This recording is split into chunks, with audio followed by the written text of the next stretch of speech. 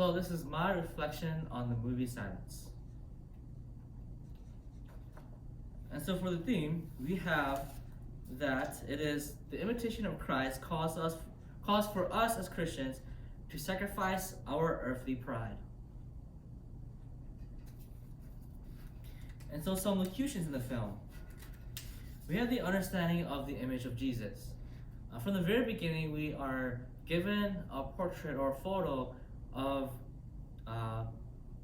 Jesus.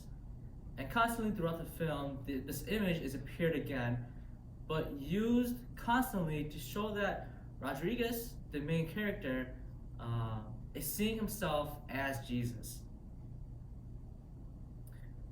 We also have the conversation between Rodriguez and the interpreter. And this is what the locution says. I have been asked to interpret on your behalf. There was concern that we might miss some certain subtle ties in your testimony.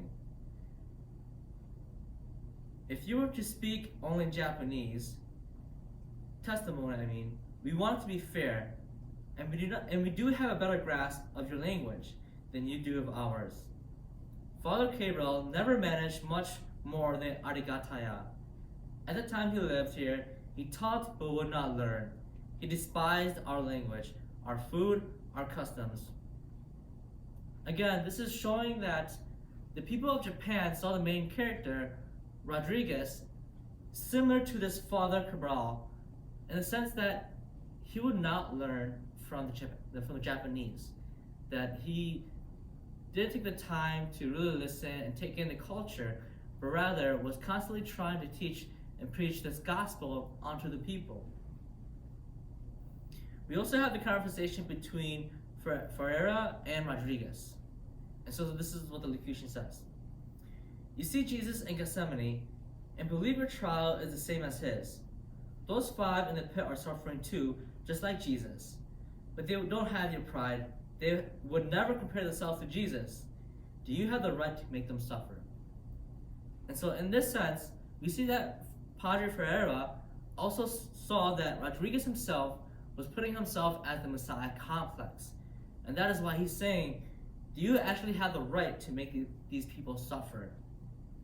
And so again, this movie is trying to show that Rodriguez himself has always been putting on a Messiah complex to make him think that he was the Messiah for the people of Japan. Lastly, we have the understanding that the film was filled with a lot of mud and dirt everywhere. And I believe that this is a locution that really plays out the understanding that Japan is a swamp. And so throughout the movie, we have that Japan is constantly seen as a swamp, and that the seed of Christianity that the Portuguese have are not able to grow in the swamp of Japan. The reason why this is a locution that really plays onto the theme is that Rodriguez never took the time, again, to really learn what Japan was like and its culture. He instead was trying to preach. He took the gospel, what he learned, and took pride in that, and simply believed that his pride and his Christianity would be able to make Japan flourish. But instead, we see that Japan, again, is like a swamp. Therefore, the movie portrayed a lot of mud and dirt throughout the movie. And so we have some plot elements in the film. The first plot element that we have is the relationship between the Jesuit missionaries and Kichijiro. From the very beginning, we see that the missionaries looked down upon Kichijiro, that they couldn't believe that he was a Christian, and in fact, that even when the Japanese told that Kichijiro was a strong Christian, the Jesuit missionaries could not believe that he was. They saw that he was untrustworthy from the very beginning. Another plot element in the film that we have is that the lay people are constantly asking for the missionaries to hear their confessions. This gives a sense that the lay people of Japan were constantly seeing the Padres as some sort of Messiah, and that their confessions and that the Padres telling them that their sins were forgiven was showing that they saw them as a Messiah complex. and that their small understanding of Christianity was only based off of that they were in need of the Padres constantly. Thirdly, we have a parallel story between Jesus and Judas.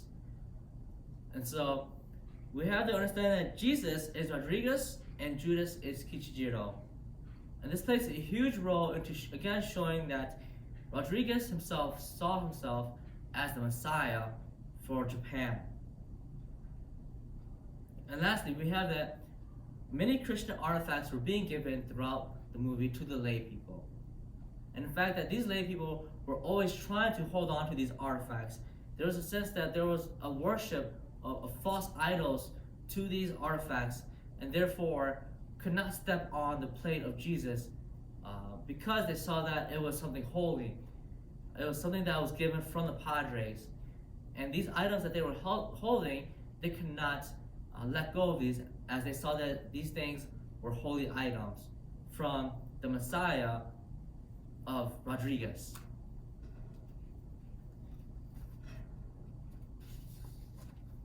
And so this leads us to the theological category that we have today. And so today we have ecclesiology, that the understanding of how Christians are to go on about being the imitations of Christ correctly. And so the biblical and theological category thesis that we have is that Romans 12, verse 1 through 2, follows closely in the understanding of how we as Christians are to imitate Christ. Not only does it share on how to, but it also explains what we are not to do. So what are some of the biblical material that we have that we can look that really emphasize this understanding, right? And so again, we have Romans 12. And so the context of Romans 12 is that God shows no partiality to anyone, that he is not going to have any favoritism or have anyone to be more punished based off of who they are. The book of Romans is actually written to both the Jews and the Gentiles. And if we take the understanding of Jews and Gentiles back then, we would understand that we have Jews, the model people of God, and Gentiles, and everyone else. Therefore, the book of Romans is meant for everyone to be applying to their life. And so to go a little bit into, so before we go into the book, the chapter of Romans 12, we can go into the context of Romans 11 and actually 10 and 9. And so 9, 10, and 11 were actually Paul's biggest argument towards that God has no partiality for anyone, and that all are under the same judgment. We have the understanding that there's a grafting of trees, that Paul explains how this is seen, how we can see this in an analogy, that the Jews were considered the model people, and that God decided to graft on some of the people, some of the Gentiles onto this tree to be considered saved or holy ones as well. Therefore, there's no one that we can say that they are not saved because of who they are. But in fact, it is God who decides and judges, and he judges everyone the same. And so to go into Romans 12, 1 through 2, it ultimately shows that everyone is called to be a living sacrifice. That as he steps away from his argument, and he says that we are to be a living sacrifice, he is now speaking to everyone, Jews and Gentiles. And that everyone is called to be a living sacrifice. As everyone is all part of one body, that everyone is considered part of the church. And then we have Romans continue on with this understanding of no partiality, of being a living sacrifice, where he emphasizes the understanding of love in different ways. But one important thing to note about Romans 12 is that he actually says that we are not to conform to the world as well. And I believe that This conformity of the world is what Paul is trying to say of what we are not to do when we are imitating Christ, and that being a living sacrifice is what it means to imitate Christ. And so what are some of the synergies that we have with the film? So we have the understanding that Rodriguez's love towards Kichijiro shows an example of the love, what it meant to be a living sacrifice. And this part of the movie, or this small section of a clip of the movie, would only be seen in the very ending, where he apostatized already, and that he sees that Kichijiro was with him all this time. And in that silence of all the persecution that he went through, he finally got to hear God's voice, especially when he was talking with Kichijiro. And that is when he knows and finally understands that he is called to love even the worst of the worst.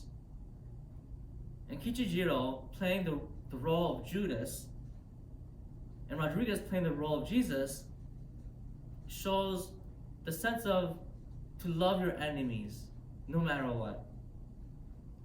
We also have Rodriguez's realization of sacrificing himself and what he understood of Christianity. And when I say what he understood of Christianity, we're talking about what he had this entire time, this pride in his Christianity, that he was above all. And that he had to sacrifice what he understood of that Christianity so that he can save and sacrifice, so he sacrificed that in order to save the other people. His understanding of Christianity was demolished. And then we have the giving away of his precious rosary.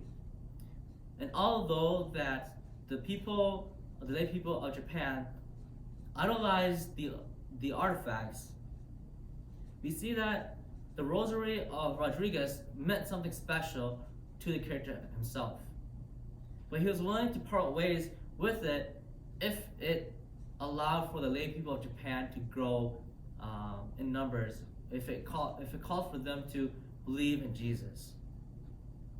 And so all these examples are ways that the main character was being a living sacrifice of giving himself up in order to help the benefit of others.